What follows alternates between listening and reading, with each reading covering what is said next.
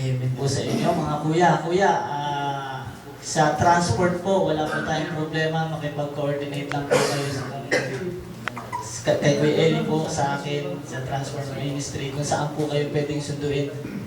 Every may gawain po tayo.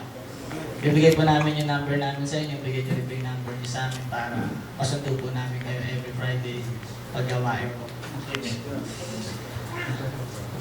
Wala akong masabi talaga. Nakaka-bless.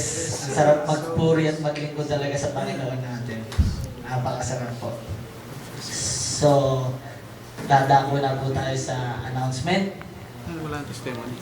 Ay, sorry po, mag-testimony muna po lang tayo. Una-una, syempre, meron akong alam dito na kailangan mag-testimony talaga dahil kaarawan niya po ngayon. Yun! Ito po ay walang iba kundi ang aking kasamahan sa kumpanya, si Kuya Lito po.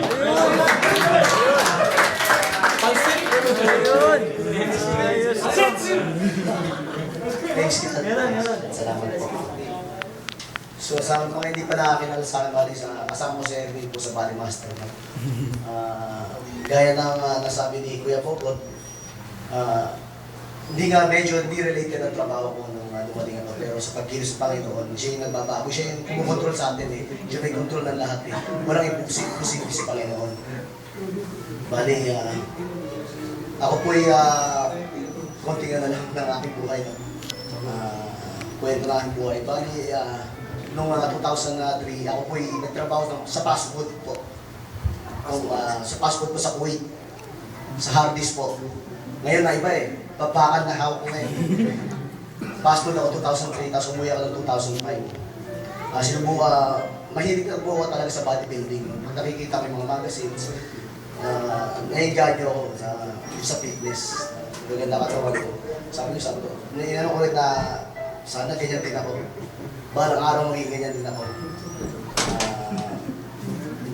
Ma-engage din ako sa bodybuilding. Hindi ko naman na doon din pala ako pupunta. Doon din pala ako pupunta na dati nasa fast food ako. 3 years po akong walang trabaho sa Pilipinas. May konting ipon.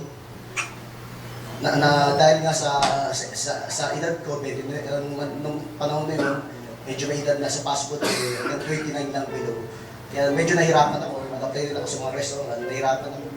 Tapos may kasama ako sa gym na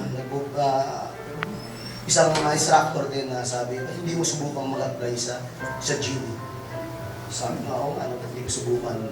Yun nga, ano na yung madaling na-develop yung katawan ko, kumanda na. Tapos basic program lang naman ina-apply ko. Nag-apply ako, nag-post ako sa internet, yung resume ko nalagay sa internet, biglang may tumawag sa akin na kailangan daw nila ng instructor. Yung employer daw nasa Pilipinas at kailangan nila mapunta ka rito sa praise God, no? Talagang may ginagamit ang Panginoon para tulungan tayo kung ano yung puso natin na talagang na tumulong na nasa magulang ko. Ayun na in-interview.